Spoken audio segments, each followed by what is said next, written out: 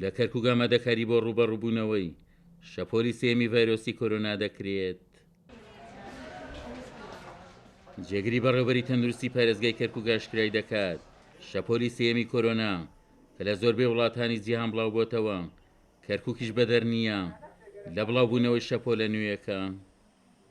وزارة الصحة العراقية حذرت من الموجة الثالثة.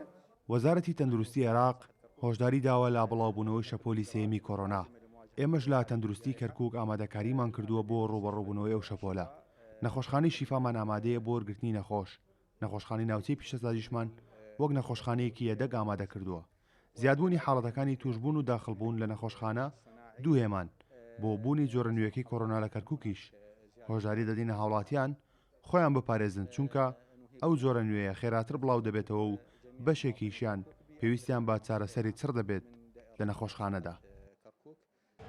بەڕێوەبەری هۆبەی تەندروستی پارێزگاکەش دەڵێت جیاوازی شەپۆلە نوێیەکە لەگەڵ شەپۆلەکانی پێشووی لێوەدایە کۆرۆنا خێراتر لە نێوان هاوڵاتیاندا بڵاو دەبێتەوە. ژمارەی توشبووان بەرەو زیادبوو نەچێت ئەویش هۆکەی کە دەستیشان کراوە لە هەموو ئەو شوێنانەیەکەوە ئامێری پشکنینیان هەیە کە جۆرێکی تازەیە کە بڵاو بێتەوە ئەوش جۆری دلتا ڤاریەنتی پێڵێن جۆری دلتایە. ئەم جۆرە کە جۆرە هەندێکەیە کە ئێستاکە حالیان لە هەموو دەوڵەتانێکەوە ژمارەی توشبووان تیای زیادی کردووە هەمووی دلتایە. ئێمەش لەوانەیە ئەوەی وا گەیشتووەتە عێراق ئێستاکەکەوە ژمارەی توشبووان زیادی کرد لەوانەیە هەمان جۆر بێت.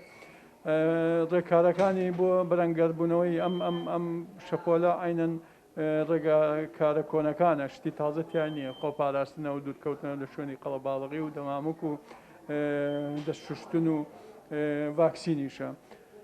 ئەوەیە ئەو شتانەیەمە کە دژی ڤایرۆسەکە بەکارێنین. بەڵام ئەگە بگێتە ڕادەیەک زۆر ژمانی توشبوون زۆر زیادکە ئەو کاتە لەوانەیە قەدەغی هاتوچۆکردن دەست پێ بکاتەوە. بەپی دوایین زانێرەکانی کورسات نیوزیش لە ڕابردوو تا ئێستا زیاتر لە 50,000 کەس لە کەرکووک تووشی کۆرۆنا هاتوون. بەوەی پەتاکەشەوە زیاتر لە 1000 کەس لە کەرکووک گیانیان دەستداوە. لە ئێستادا زیاتر لە 70 توشبوو لە نەخۆشخانەکاندان و باری تەندروستی زیاتر لە 30 کەسیان لەو پەڕی ناجێگیریدایە.